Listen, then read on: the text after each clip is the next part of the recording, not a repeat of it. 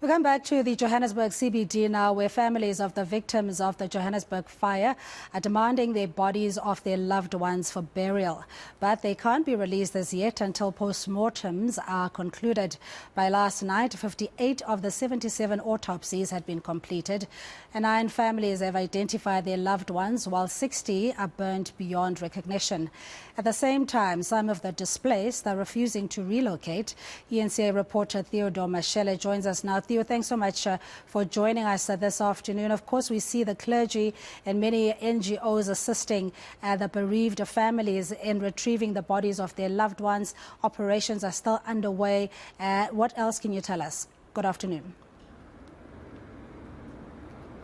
Well, Cindy, we have been right here outside the Pathology Center here in Diepkloof, and family members have indeed been coming in to identify their loved ones. What we know so far is that only one body has been released, and the burial took place yesterday. But then the bodies were, there was a halt in releasing the rest of the bodies, and what they were waiting for is to confirm that these are indeed the people that the families are claiming them to be. So what they've been doing is looking at documentation as well as conducting some DNA tests with the family members and the deceased as well, so that they can confirm that they are actually releasing the right body to the right person. Another issue here that has been happening is that some people are foreign nationals, and some of them might not have the necessary documentation. So from what we've heard from the Pathology Center is that there's some embassies that are now within the center in there to assist the foreign nationals to track down their documentation so that they can also identify the bodies. But also we have our very own local people as well who are struggling to identify the bodies. We've heard Virginia Martin earlier on, a parent who is saying that she is also looking for her son who used to stay in the same building, but she just came in here and she couldn't recognize any of the bodies since they are too burned. This is what she had to say to us earlier on. Papa, bafile man. Ish. Ay, batho ba le bafile. Bafile mo go tlhomolang pelo mo le wena o tla bona gore yo. Batho ba le bafile ene go fya ga bona a se go fya ga gore ka mkhoma polisa na bolela ba batho ba bafile ka kerese or ka connection electric a hona ntwe e hone mme wa mathomo a boletseng ka mo ditabeng tsa sose tsa 6 o'clock ko TV. Theo, that is quite heart-drenching in the sense that, you know, family members are obviously grieving, over and above that, having to identify charred bodies that are beyond recognition, and the entire cumbersome process of having to go through the pathology and also the necessary processes just to give your loved ones a decent and dignified burial. We also know that, you know, in terms of documentation, as you were saying, what does the pathology process entail, particularly if it's not immediate blood lineage of a relative in identifying the bodies, Theo? So, just like Virginia Martin just said to us, they first have to go, the family members first have to go inside and look at all the bodies. And like she said, the people are charred, so they have to first of all go through that process, which is quite a miserable process, just like we saw with Virginia there, explaining just how traumatizing that process is, where you have to look at all the bodies, firstly, that have also been injured from the fires, and some of them are even unidentifiable. From there on, if you do identify that body, you then have to provide documentation for that person. They then need to take DNA tests to then confirm that that is indeed the person that you have identified. From what we've heard from the Pathology Center today, they said today they will actually release a couple of more bodies that have been identified, since they have confirmed with some documentation as well as some DNA tests that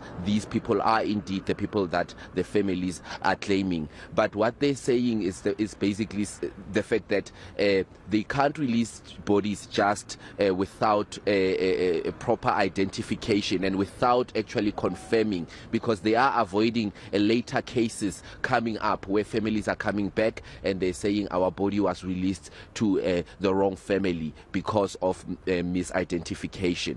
So the processes are still ongoing, and like I said earlier on, apparently different embassies are inside here from different African countries just to also assist in terms of tracking down the documentation for their family members. But this story is like in two ways, because earlier on we were also in the CBD where some other people are still camping out there refusing to move, and I just spoke to them earlier on just to find out why exactly they are refusing to move, and they were telling me that they are trying to still track down some of their documentation that maybe to see if they can revive that from the fires. This is what they had to say to me earlier on. No, they haven't offered us any shelter. And as akukho nje abasitshele khona basixotshiswe kwezinje plethini ukudla kaze besiphe abasiniki nje lutho ngisho feedback-ke ukuthi mhlawumbe kuphi thi ukuphi cha lutho akekho nje ozayo kuthina bashiye kanjena nje iy'ngane omama sigcwele njanje shem kubuhlungu kakhulu. No, like we don't want like a shelter. I mean, you can't put in keeping abantu nifike just nizokhipha abantu, and this is our home. Angithi siyakhile lapha into zethu sase lapha siqale sashelwa i-shelter, still into zethu, our important documents, our money and everything is still there because if let alishanga lonke. Okay, fine, siya emnyamandawo still nalapho sakhishwa. We were not offered the shelter before this thing happened, and now because we are in a problem, now they're offering shelters. What about that time? Because we suffered before. Now we're from a shelter to the streets. It's not fair. And I think that is that complication as well, where some or the survivors of the fire refusing to be accommodated in shelters for fear of deportation and also wanting to retrieve their belongings and possessions, and the city finding itself in that difficult situation. Nonetheless, I just want to go back in terms of the bodies that have been identified. Yesterday, we saw even the Malawian community in Marshalltown being assisted by the Muslim community to ensure that the right, the Muslim rights in terms of burials were observed. Were you able to confirm if all of those bodies at least were released for that purpose? No bodies have been released yet, except for the one body that was released yesterday. But we did confirm today that the Malawian embassy is actually here to assist in terms of documentation and confirming that the families are actually identifying the right bodies.